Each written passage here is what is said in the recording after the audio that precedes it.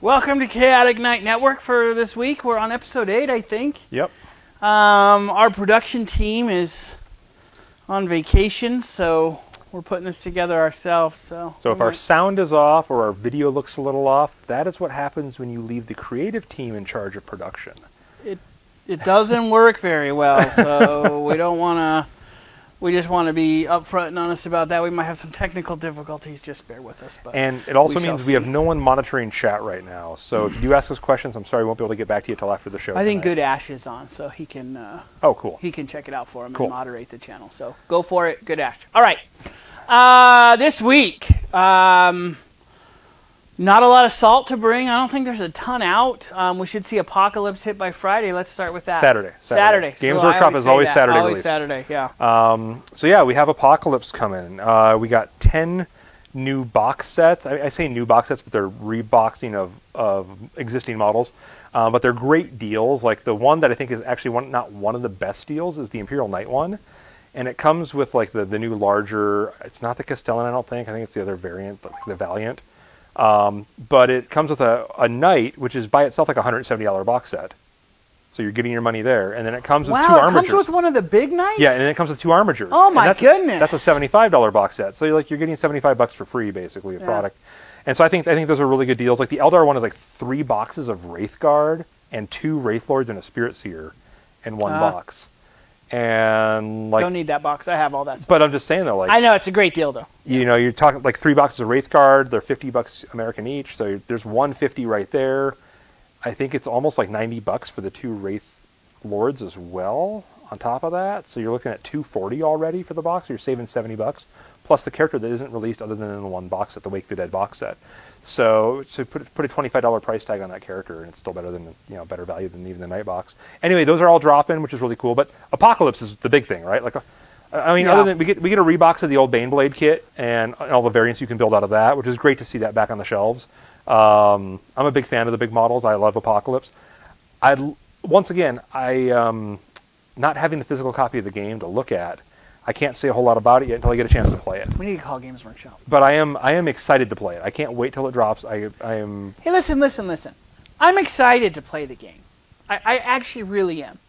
Just for me, and I don't feed off the internet trolls, but I do like to listen to some of the ones that I think that may not be trolling, even though they sound maybe like a troll because they complain. And so just to give all the sides, I think more of the argument is why I take a look at those things because, and again for me, yeah, you took a huge game and you condensed it to, a 2 to 4 hour game. Yeah, you're going to probably lose some material. If you're not okay with that, it might not be for you, but it does look really fun. I'm not arguing that it doesn't look fun. I think the movement trays are just by themselves cool. Even for maybe a regular game of 40K, especially with some of the big units of orcs or Tyranids, So anyway, I do want to just say that I'm excited to see the game. Watching the play, how to play was what kind of like I was like, but maybe they didn't do enough depth for me, and that was probably true. So, so having said that, the other big announcement that came out from Games Workshop this week is next week's product. Of course, they always try to like give us 1 week ahead, which is Chaos Knights. Yeah, there was a cool little video on that. And that is a big thing. There's 2 new Knight builds coming out. They're in one box set, though, so you can build either one. Looks like lots of extra parts. And I have a couple unbuilt Knights at home. I have a Renegades box I haven't even cracked open yet that I've been kind of waiting to jump back in that project. And with Chaos Knights now, I'm hoping to see how many interchangeable extra parts you get to convert up other Imperial Knights you might have lying around. They did a great video on the Warhammer community site today with Duncan and Chris Peach. And it was just hilarious. It's a little subtle humor, but I thought it was really, really good. Their videos are funny. But yeah, 2 new Knight builds coming out just for Chaos Knights. They still don't. Chaos does not get the Knight Preceptor still. That is staying Imperial only. So the fancy cannon is staying Imperial only. But they are getting. I mean, they have the rules for armigers and everything else. Do they have the rules for the big guys? The Valiant and the Castellan.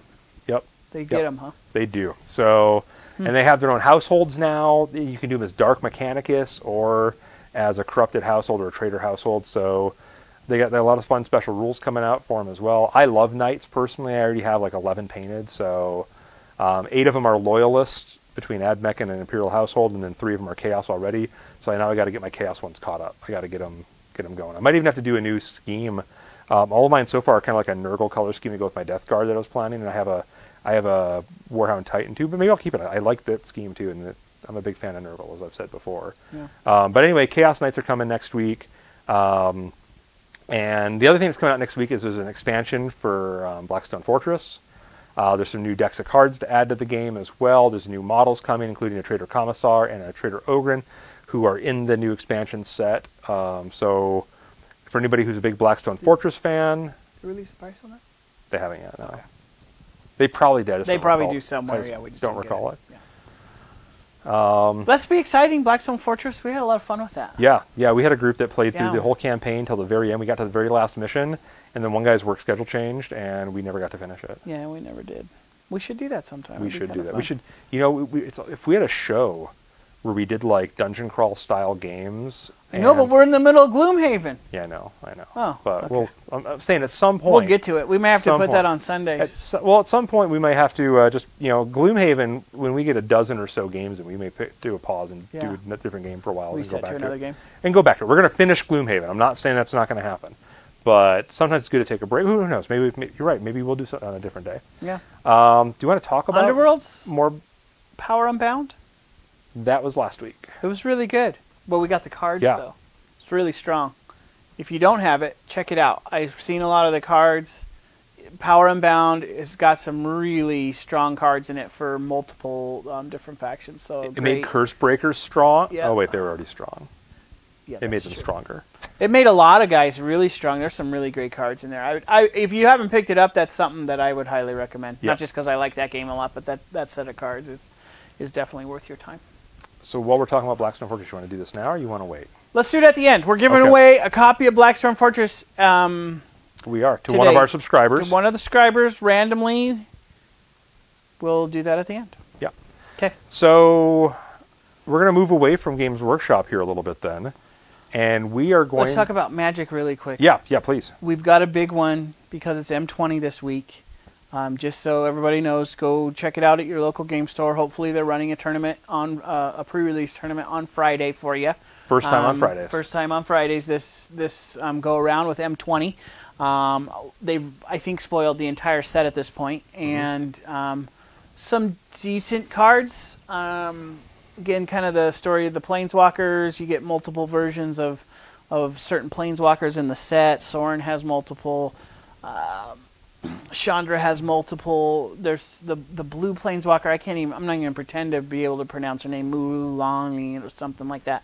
But she looks really cool. I think the art on that card is just absolutely gorgeous. But it's one of our non-Magic playing regulars came into the game store today. And he hasn't played Magic in years and years, like maybe 15, 16 years. But all the spoilers are going around, Sure. and he has social media, and he saw some of them, and he came in, and he's like, the new Mythic Chandra is broken.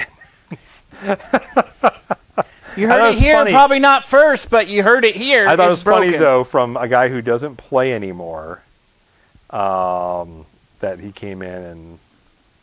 It still goes to be said, and I'm just rolling this in my head with it like a red. If you're playing Red Burn, by turn 6, if that emblem is going to win you the game, your burn deck isn't working. So I guess that's fair. Sure. However, there's a lot of, I think, premise for her to be played in other places with a +2 that gives your opponent an emblem that does 1 damage every turn. Still think it's broken. Do emblems stack? Maybe I'll Can you stack emblems? Yeah. So every turn you can put one of those You can give out? them another emblem. So Okay. it's... That's You pretty got awesome. 2... Pretty awesome. And again, you're talking turn 6 unless you play a little ramp or something, so in a red-green deck, but then you're probably not really doing burn very effectively. So I'm sure somebody will come up with some way to break it. But you can't get rid of those emblems. So basically, you're on a clock. You're on a clock. I mean, it the minute won't they come matter. out. Yep. So, I don't know, maybe like a red-white. And she can't be countered. I think that's one of the other things. Ooh. So you have to basically discard her because once she hits, you could kill her once she hits the board, I guess. So I mean, there's maybe ways around it, but I don't know. We'll see how that goes. But check it out at your local game store. hit your pre-release this weekend. Yes. One of them, if there's multiple days, go to multiple of them. It's really one of the better experiences in Magic. It truly is. Your pre-release events are something that Wizards put together years ago and has really just become. Maybe it's just in our area, but that's not true because I've been to other game stores, and it's just an awesome experience. So if you've never played before, great weekend to get out there and check it out. Great set to get out there and check it out if you're new, because it is M20, kind of a simplified version with some of the more foundational cards and not quite as many mechanics, I think, going in, but you can learn a lot about Magic this weekend and go check that out at your local game store if you get the opportunity. Also, the best deal in Magic, I think, if they're charging.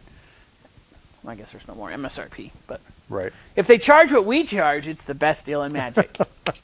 Okay, now let's move on. So that covers Games Workshop. That covers Magic. Yeah, So we're going to talk about a company we haven't talked about yet on the show, we haven't yet. but Privateer Press. Yes. Privateer Press is well known for their flagship game, I guess you'd say, of War Machine and Hordes. They are two separate games, but they're sister games that can be played together. Anybody who's not familiar with it. So the basic premise of the game is it's a tabletop war game similar to Warhammer. Yep. They don't like that comparison necessarily, but you know. And it's not really similar to Warhammer, but it has models and it has tabletop rules. It's similar in that regards. Yeah. I mean, it is a tabletop war game. I attribute it's more of a chess game. Yeah, for sure. But except that your queen is also your king. It is your most powerful piece, but it's also the piece that if you lose it, you lose the game, which is your Warcaster or your Warlock, depending on which game you're playing. So the big difference in premise is in War Machine, you control this powerful wizard who has his group of giant steam-powered magical robots, and then your extra ground forces, like your extra units and whatnot that accompany them. And then the difference is in Hordes, you control a powerful wizard who then controls a group of monsters, and then the units and troops that go with that. And so it's basically robots versus monsters, or monsters versus monsters, or robots versus robots. And that's simplifying it to a vastly unfair degree to the game, but that is a very good simplification of what the game is about. They've been growing the game steadily. We got into the game here right when 2nd edition dropped. So that would have been, I don't know, 13 or 14 years ago. That long? No, 10 years ago. 10 years ago. I don't know. 10 years ago, Yeah. I think it was 09 or just 10, right when 2nd edition dropped, our LGS started carrying War Machine and Hordes. We got into it then. And I like everything the company has done since then. I thought it was a good game then, but I think the company has taken a lot of strides in making it a better game and constantly striving to make the game better. And when you do that, you're going to have your setbacks and your pushbacks sometimes from your community. But we actually, I don't know, about a year ago, kind of shelved War Machine and Hordes just as a space issue. Our community had kind of died out. We had a community champion who moved out of the area, and the enthusiasm for the game kind of went with him when it happened. And honestly, at the time, 40K was at a real high watermark for us too, and a lot of the community just kind of moved into that game and stayed there. And now we're looking at getting back into it. We've had players really kind of express an interest. Yep. And we try to respond to that, but bringing that back into the store, and then I like the game. So do I. That's my thing. I think partly it's more of a competitive game. Absolutely. It's designed from the ground up to be a competitive game. Warhammer, like 40K and Age of Sigmar both, those are, in my opinion, more beer and pretzels games. Those are like, you set up a game table in your garage, you're hanging out with your buddy, you're playing a game, having fun. It's not super serious. And there's a ton of competitive players who are going to argue that with me. But I think on a design level, that is where the Warhammer games come from. And War Machine and Hordes is designed to be a competitive game from the ground up. The rules are written, they're articulated very well, so there's very little confusion about what this rule can mean. The forces are balanced and rebalanced continuously. They do keep a live update. They have their card database where they do make adjustments with their facts and whatnot. And in fact, I would say Games Workshop is taking cues from them, because Privateer was doing that well before Games Workshop did their big change some years back. And I think Privateer is a great company. They also do Monster Apocalypse, which is a Monster Apocalypse, yeah. Monster Apocalypse, which is a hilarious game of giant monsters duking it out in cities and against aliens. Yeah.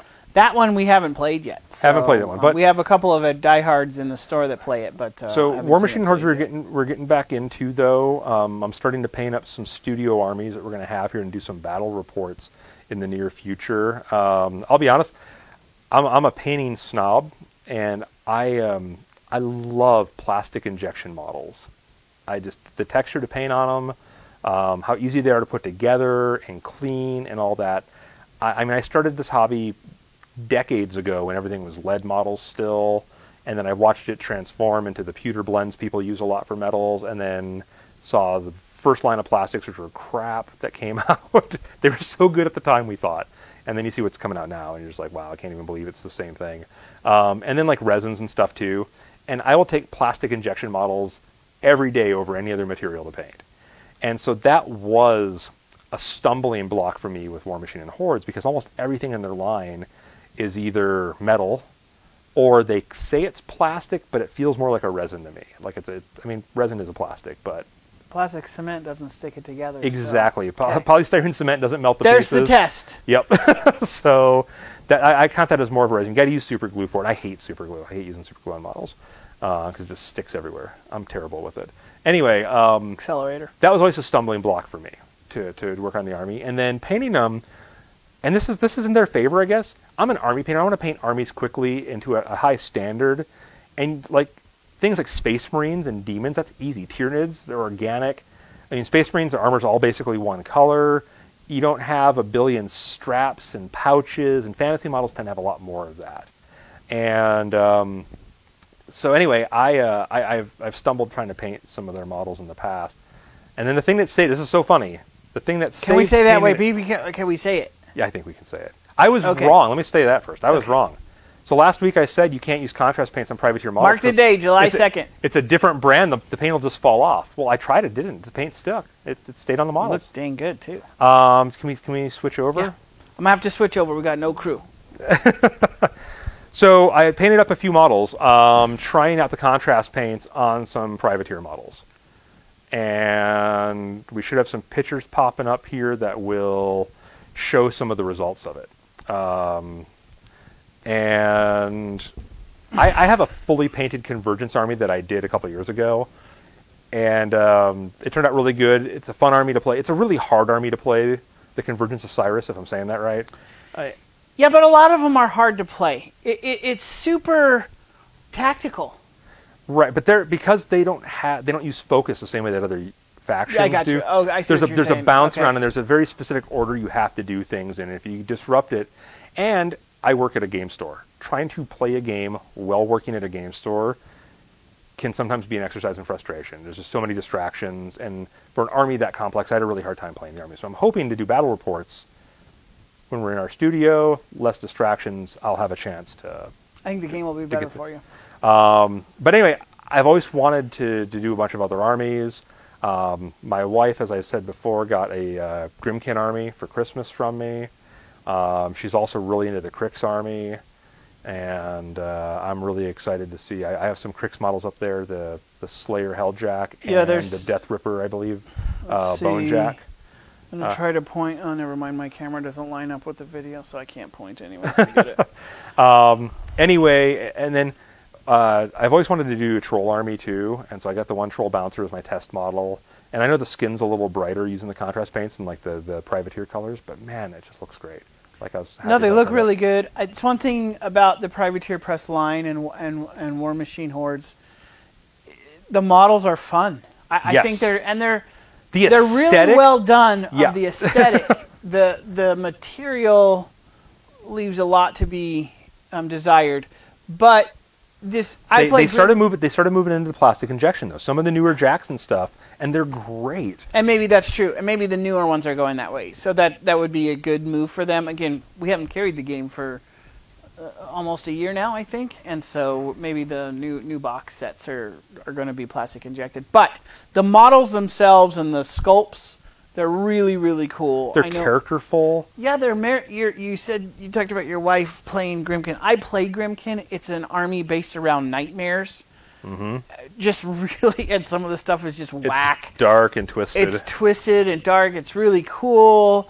and all the armies have that theme. And I just started the Menoth army, which is the faith for heretics. We're going to burn the heretics and do that, and it's just really a cool aesthetic to the army, and they all have they're the really righteous cool crusaders theme. Yeah. there.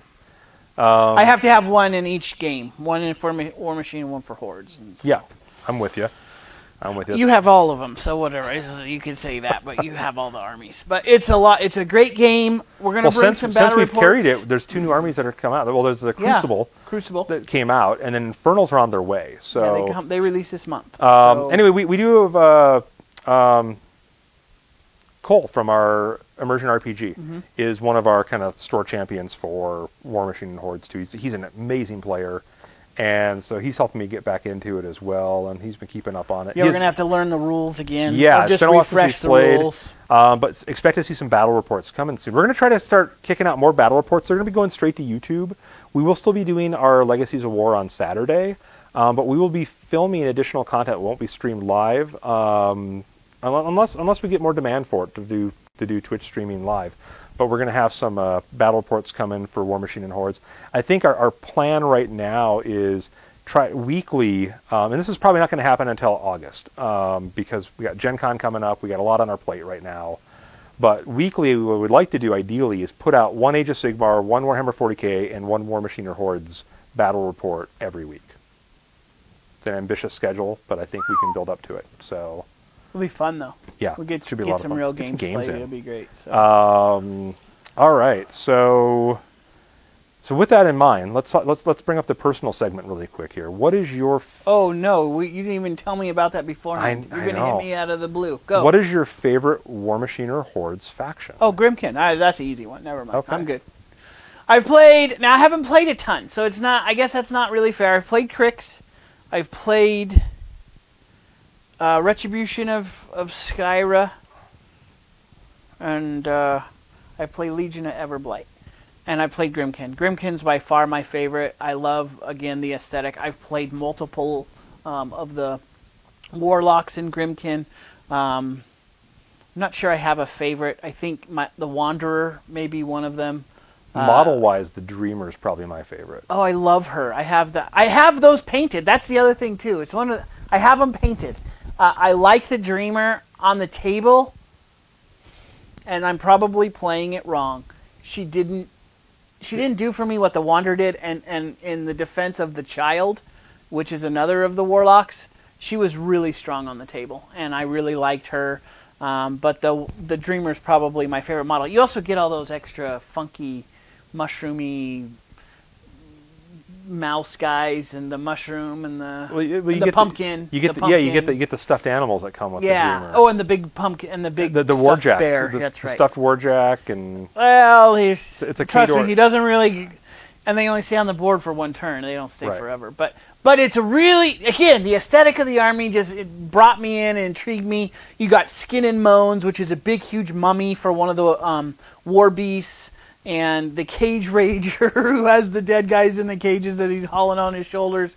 The Frightmare with the horse and the 3 heads coming out of the mouth. Yep. The models are just so cool, and the way the army plays is really neat. It doesn't use the blow your feet, make an awesome turn deal like a lot of the other armies. It's got, I think they're called trumps or arcana trumps or something like that. And you can use them not just once, but they're not quite as strong. Yeah, they don't have a feat, though, like other casters. No, they don't get feats, where in the game, and that's one of the differences, feats, you just blow your feet one time in the game, and it's this massively good ability that usually leads to, hopefully a victory for your team, but a real powerful turn in the game. And so, anyway, just a great game. So Grimkin that was an easy one. You didn't even have to front load me. I'm good.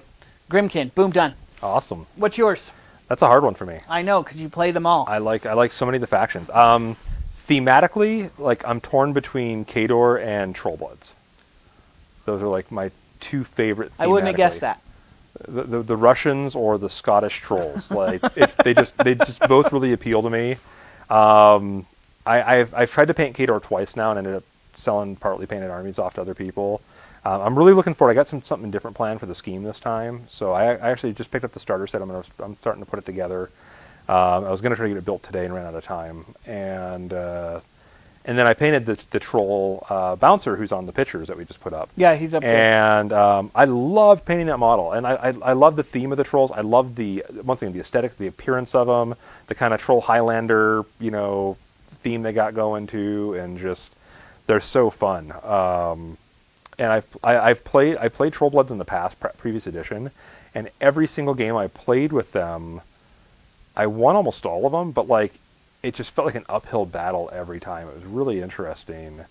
And I usually won, not because of anything I did right, but because of something my opponent did wrong. Right. And I just don't think I know how to play them very well. And it is one of those games. It can be. Yeah, it really is. you blow your feet at the wrong time, it probably costs you the game. It can, that kind of I've watched thing, that, and that happens a lot. You'll see Yeah. somebody do a really bold move with their Warcaster and attempt to win the game, and if they either plan it wrong or just the dice betray them at the wrong moment, then suddenly their caster is exposed and out in the open, and then you just finish them off and win the game. And that's the thing I liked about the game. Some people don't like that about War Machine and Hordes, Right. but I like the fact that there's always 2 win conditions to the game. I like it. I think one of the things that people don't like about that win condition is people tend to, and I think this is more on the competitive scene, build an army around forget getting the objective, forget playing the game. I'm going to storm your Warcaster or Warlock and kill it. Right. That's They my try to whole win by army. assassination. Yeah, and And it makes it, again, this is me, not quite as fun. But it's a game that's built for that. Right. And I love that the component is there, but for me, it needs to be more of a side scenario. But if you put that rule in, you can't say you have to do it on the side. Right. So I always play for objective first, and if Yes. it looks like I can't do the objective, Yeah, you've got a then I go backup for the plan. kill. It's- Then you of go for the course, kill. and that's I love it. I will say what a great idea in the fact. So we played a game, and we didn't stream this one. It was with Mindless and Scott and Cole actually on Saturday. A lot of fun. We played. Cole and I lined up the dwarves, and this was a 40 Age of Sigmar. Age of Sigmar game, but on the flip side, we were winning, but we had the victory points. Right. On the flip side, if I was on the other side of the table, what a cool thing to be able to. Okay, I'm not getting victory points. I'm but I can losing, go but get if your I kill your general, I can win it. Yeah, Yeah. that'd be kind of fun. But yeah, anyway. That's one of the things I like about the game. I just don't like the armies that skip everything and go right for that objective, because then it kills what you can do and what Right. you want to do and that kind of So thing. I'm working on getting some army space. So having said that, so like I said, Oh yeah, you picked one. those are Did you pick one? those are my 2 favorites thematically speaking. Painting wise, right now, I'm having a blast painting Signar, and I have a Signar Jack showing up there too. I'm doing kind of the traditional Signar scheme. Yeah, the but over Signar a Jack's in the but over a metallic base coat. upper right-hand corner. And using over a metallic base coat, the new contrast paints, they look fantastic over metallic base coats. And so I got this really just beautiful blue metallic, and it's very close to the Signar color. I'm loving it. And then I painted a couple of Crix models for my wife. She doesn't paint. She loves the armies, but she doesn't paint them. And so I painted some of those, and I'm doing a dark purple metallic on the Crix, and then with the green glow. And once again, it's fun to paint. I haven't settled which army I want. I need to focus right now. I need to focus on painting an army. You're never going to focus on anything. So we can get a 75-point army built up, so we can start doing some battle reports. Oh, is that our goal? 75 points? 75 points is the upper end tournament in this. Okay, I've got 50 to Grimkin, 75. and I've got Menoth. I got Convergence painted. I'm only doing those 2. You got to do the rest. So Convergence is ready to go. So I got to figure out something in Hordes, and I have too many ideas right now. So once again, I love painting models, and I get ideas for weird color schemes. Right now, the schemes are fairly traditional, other than the Crix going with the purple. But I think it looks really good, especially next to the green. Anyway, I'd say if I had to pick favorite army overall, like painting and playing, then Khador's probably going to win out. Although, with the new paints, Troll Bloods might take the spot. Yeah, the Troll Bloods look really good. Let's do our giveaway. We got a giveaway, yeah. This is such a heavy box. There we go. Blackstone Fortress. This is in the Warhammer Quest series from Games Workshop, and Warhammer Quest is a long-standing, just kind of adventure dungeon crawl game that they came out with years and years ago. Great game if you can get it on the original. Yep. The original is really a lot good. of fun. The models are kind of dated compared to everything they do now. Kind of but, expensive right now. and then they put out Silver Tower, which is also fantastic. Shadows over Hammerhall, which was okay. It was a game. And then they put out Blackstone Fortress, which is the first Warhammer Quest set in Warhammer 40k. And it is a fantastic game. As we said, we played through a bunch of it. Great models, lots of replayability, some expansions coming out for it, so they're doing continuing support for the game as well. And we are giving this away to one of our subscribers. It pays to subscribe. We're not joking about that. Right. We are just getting on our prize runs. We've kind of set up with our legal team and lawyers and marketing and creative team to make sure that we do it all right. So we've got it figured out. We did a random. Yep, we randomized it earlier for the subscribers. And for full disclosure, we removed ourselves and any family who was also in the subscriber list to make sure it was only to our fans who subscribed. And the winner, I have it written down if you can see it. It's all good. I got it. You got it. It's underscore in the middle. Tiny_leaders. So Tiny Leaders is the winner of this. So if you're watching currently, please reach out to us on Twitch, or we will reach out to you as well. And so we can get a mailing address, and we will get this shipped off to you. Yes, but need a mailing congratulations to Tiny Leaders. You won our first giveaway, Blackstone Fortress. We wanted to start it big. This is a really awesome board game. It's $150 MSRP too. Yeah, so it's a sizable game. We're going to give away some good prizes. That's really our plan. We're not joking about that. Yep. So. And in fact, I know RPG Out of the Box, which is coming up next. They're getting close to the end, and when that happens, they'll be giving away that box as well. So only to a subscriber. So please subscribe. Once you do win a prize from a subscription, though, you aren't ineligible to win another prize for 30 days. So it's just to stop one person from winning everything through a weird streak of luck. Never happened. Oh wait, that's just for me. But anyway, I think that's about it for tonight's show. Tune in right after we're done here for RPG Out of the Box. Tomorrow we got Dungeon Delvers going on. There's no immersion on Thursday. Happy 4th of July. Independence Day here in the U.S., so celebrating our country's birthday, so we are taking the day off. And then Fridays are normally bare anyway.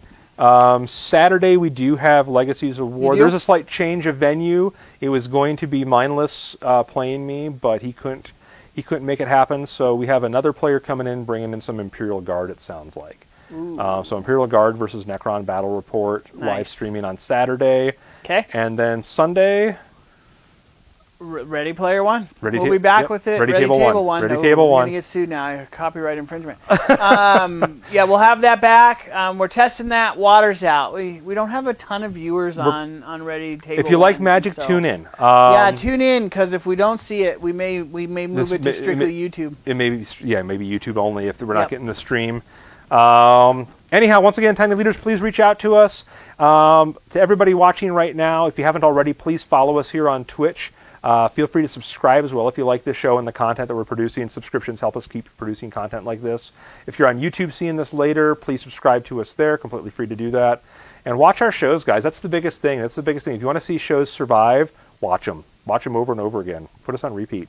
Share them on social media, please. And find us on social media. We are Chaotic Knight TV on Twitter. We are Chaotic Knight Network on Facebook. And Instagram, we're Chaotic Knight TV as well. So... follow us there, check it out. We try to post lots of content there, and we're building up steam. We're just getting going, but we got a good start already. Yeah. And to I want to say it to Matt at Privateer Press. Hope you watched tonight. Yeah, and happy birthday, Drew. All right, so there we go. All right, guys. See you guys next week. Peace out.